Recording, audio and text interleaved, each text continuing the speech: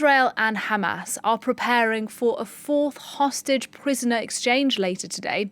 So far, 58 people, Israelis and foreigners, have been freed from Gaza in return for 117 incarcerated Palestinians.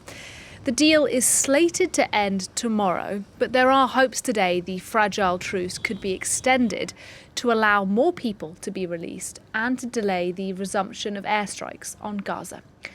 Well, let's get the very latest for you now from Tel Aviv. Our reporter Claire Paquelin is covering developments for us from there. Claire, what's the latest, first of all, on today's planned hostage prisoner swap?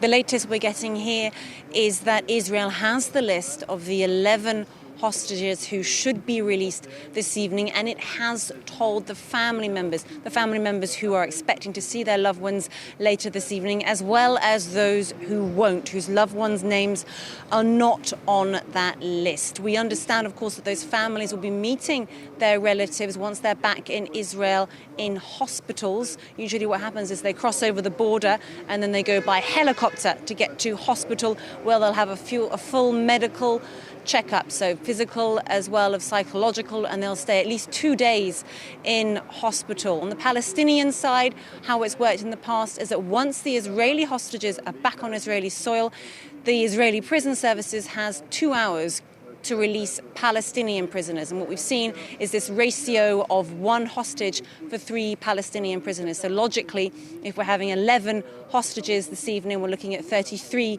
Palestinian prisoners. But that list, the names on that list, is still being negotiated at this point in time. It's not quite clear exactly which Palestinian prisoners should be released later this evening.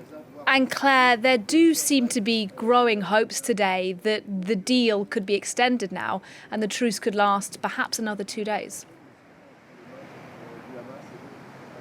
Certainly, there are positive signals coming from all sides at the moment that 2 more days of this deal, which of course means 2 more days when hostages can be released, a minimum of 10 a day, that's according to the deal, and of course Palestinian prisoners as well. And of course this temporary ceasefire in Gaza, which is giving some calm and some kind of breathing space for the people, the citizens of Gaza, who have been suffering now for more than 7 weeks of conflict. And of course we've seen more aid getting into Gaza too since this temporary ceasefire came into place on Friday morning. So certainly a lot of it is at stake here, and there are hundreds of families out there hoping that this deal will be extended by another couple of days. Like I said, we are getting positive signals from all sides here. The extension of this deal and the hope that their loved ones' names will be on the next lists of hostages being freed from Gaza, as well as Palestinian prisoners being freed too.